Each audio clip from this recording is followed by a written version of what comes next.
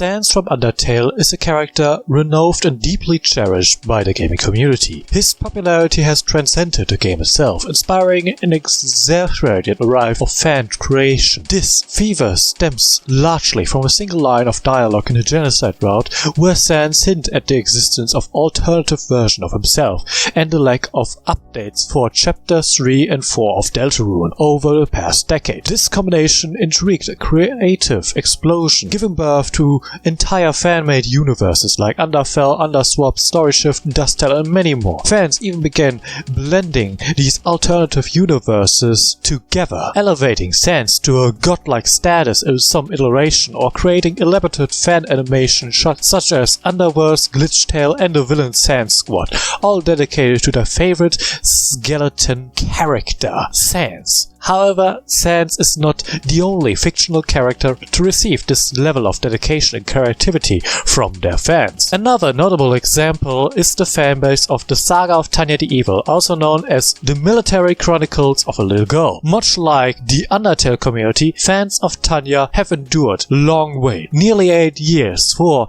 a continuation of their favorite anime. During this time, they have delved deeply into the accompanying mangas and light novels and web novels, which are widely regarded as masterfully crafted works of isekai. These works included fresh perspective on the morally complex main protagonist, as well as an incredible, well-written supporting cast and multiple main characters throughout the novel, similar to the Game of Thrones books, including a world-spanning villain and a Dark Lord figure in the form of General Zatora. This had resulted in a dedicated and loyal fanbase that keeps the franchise alive with only its La Passion. For those unfamiliar, the Saga of Tanya the Evil is a story that spans a web novel, light novel, manga, and anime. It follows the tale of a 21st century businessman who is killed after firing an unruly and underperforming employer who had stolen company property. As the businessman faces death, the salesman gets confronted by a being claiming to be God, who accuses him of living a sinful life for not following the 10 Commandments, and commends him to go to hell. The businessman, aka salesman, is skeptical of this being having a divine identity and being God. Instead, he assumes it to be the devil and defends his so-called sinful life as a natural result of living in a secure, peaceful world. He even attributes some of his action implying to be including indulgements like lusting for women or pursuing relationships with older women to his manly lust. This being claiming to be God, who is now called by the salesman being X, orchestrates a divine bet after a heated debate with the 21st century salesman about faith and morality. Being X reincarnates the salesman into a war-torn alternative reality, reminiscent of the early 20th century Europe. To be more specific, the early 20th century Germany. The salesman is reborn as a female infant named Tanya the Degurechaff, living in the Empire, a nation analogous to Germany during the First World War. This reincarnation is intended to compel the salesman to find belief in God throughout the trials of war and adversity of living as a woman. But since this being claiming to be God is extremely bad at doing his job, he accidentally sends the salesman into a world where peace is still existence. So this being needs to make the war happen and manipulates the main powers to start a world war. Also, this being is extremely bad of managing how reincarnation works, since now the salesman shares his consciousness with the now infant child Tanya, which results into extremely interesting dynamic between the salesman and Tanya in both the novel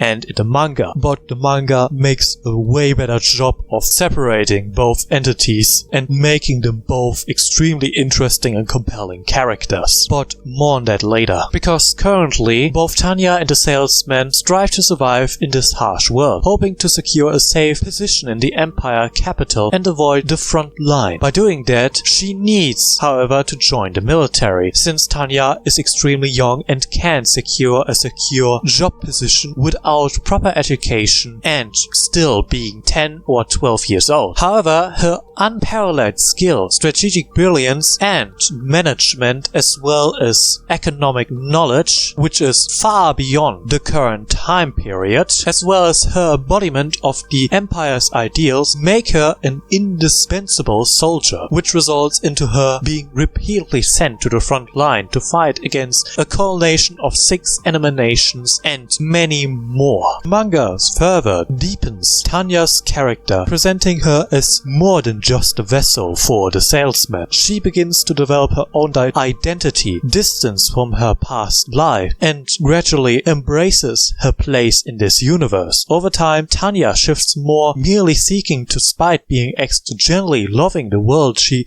inhabits. She fights to protect her comrades, orphans, and her homeland, the fatherland, even as she grapples with the moral weight of her action. In one chapter of the manga, Tanya meets the nun who raised her and begs her for forgiveness for the countless lives she has taken in the name of protecting the Empire, despite not believing in the nun's fate. But she does it anyways because Tanya herself views her as a parent figure deserving of deep respect. This growing attachment to her new life is further illustrated when Tanya defies both her past self and the salesman pragmatic voice who urges her to abandon the Doom Empire. But she refuses because the fatherland is now her new reason to continue going, as well as all her friends and comrades she made along the way, despite the immense personal cost and its most definitely demise. After delving into the lore of the Saga of Tanya the Evil, you might be wondering how such a isekai story managed to generate a massive fanbase and inspire a profound collection of alternative universes comparable to the size of Sans Undertale's alternative universes from Undertale. The reason behind this phenomenon can be summarized as with the following 5 points. First, the prolonged wait for new content. Fans of the Saga of Tanya the Evil endured an extended hiatus, waiting nearly 8 years for new material.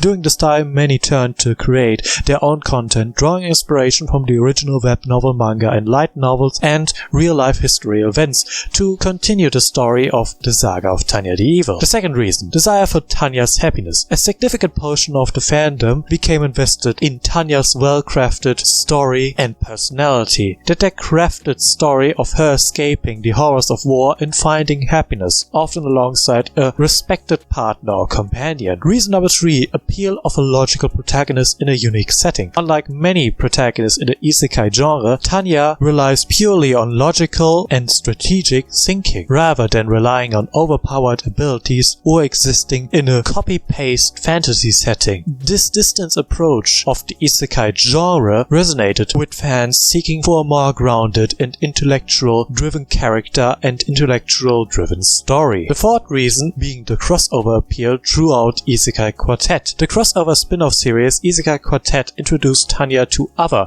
popular isekai protagonists such as Ainz Ground and Subaru Natsuki. Her dynamic interaction with these characters sparked fans' curiosity of how Tanya might react to other fictional figures or alternative worlds. And the fifth and final reasons being exploration of Tanya in different situations. Fans were intrigued by the question of how Tanya, a character sharpened by war and pragmatism, would respond to being transported to a world where war either doesn't exist or rages, or in a world where new wars are waiting for her. These scenarios inspired countless fanfiction exploring her evolution as a soldier, politician, or even as a peacemaker. These factors collectively fueled the motivation for the Saga of Tanya the Evil fan creators, who were captivated by the series' realistic portrayal of war and its consequences, would in turn encourage them to make many deep dives into real-life historical events and conflicts. This blend of historical realism and compelling character-driven storytelling has made Tanya a unique, enduring, and inspiring figure in the isekai genre, which results into her getting a lot of recognition and fan-made fanfiction. Two of the most well-known the Saga of Tanya the Evil fanfiction works focus on the aftermath after the war and explores alternative outcomes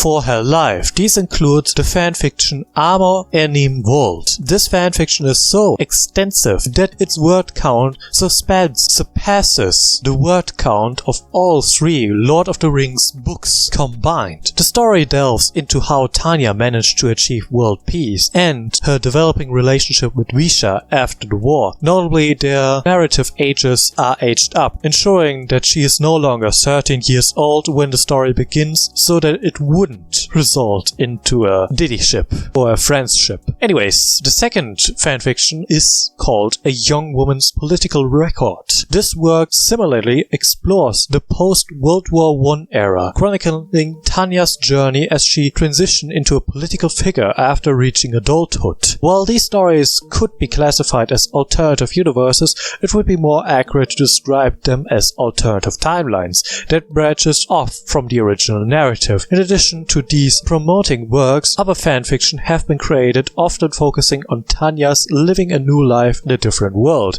These stories typically explore how her present influenced those worlds throughout her sharp intellect, strategic mindset, and her ultimate goal of living a peaceful life. A recurring theme in these fanfiction is the concept of Tanya as being incapable of truly dying. Each time she perishes, she is reincarnated to another world. Some people would say that these are not alternative universes or alternative timeline stories, but are instead crossover fanfiction. And to those people I say, quite frankly, if Interlooper, Undertale, and Overtime, as well as Tuber Tale, can be considered alternative universes, then so can Tanya's misadventure throughout other universes be considered alternative universes. One of the most popular reincarnation-themed fanfiction involving Saga of Tanya the Evil is A Young Girl's Game of Thrones, a crossover with the Game of Thrones universe. In this story, Tanya is reborn as Marcella Baratheon, the daughter of Cersei and Robert Baratheon. As Marcella, Tanya influences the world of Game of Thrones, and her action alters the course of events, leading to the survival of Ned Stark and the death of both Cersei Lannister and Jaime Lannister throughout the story. Another notable fanfiction is A Young Girl's Ten Shadow, which sees Tanya reincarnation is the world of Jujutsu Kaisen, a world plagued by malevolent spirit and cursed energy. In this tale, Tanya becomes the elder sister figure for Gojo Satoru, the future Honored One, and Kit Kat One. The saga of Tanya the Jedi takes Tanya into the Star Wars universe,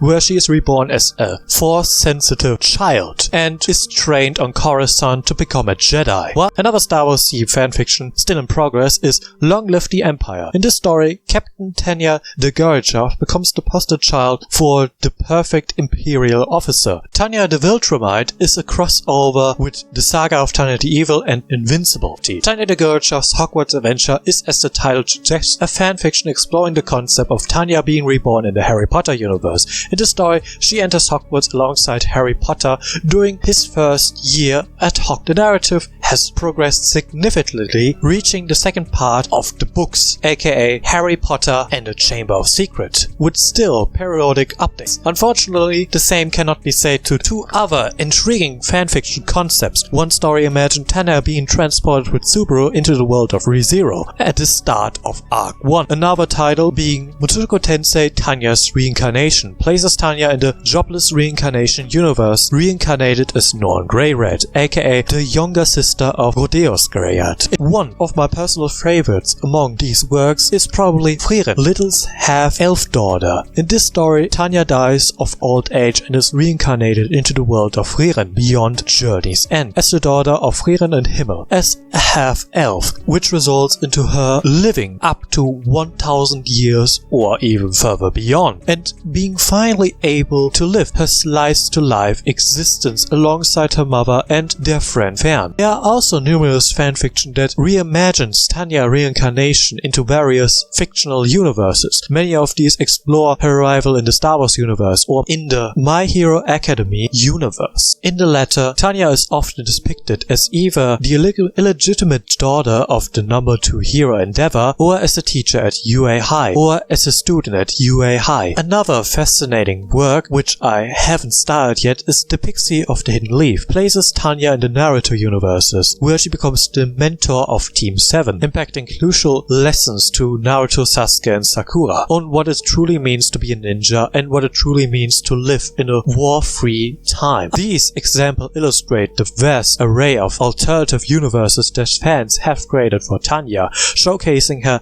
adaptability as a character. Of course, there are many more stories I haven't mentioned here. If I were to suggest ideas for a new Tanya the Evil fanfiction involving her reincarnation into other worlds, I would propose two intriguing concepts. One idea involves Tanya being reincarnated into the Breaking Bad and Better Call Saul universe as the middle or younger sister of Chuck and Jimmy McGill. Another compelling concept places Tanya in the Madoka Magica universe, trying her best to live a peaceful life, but is unable once again because Walpurgisnacht is coming once again, and a small cat-like creature wants her to become a magical girl. I had this idea since both Tanya and Madoka share the same voice actor.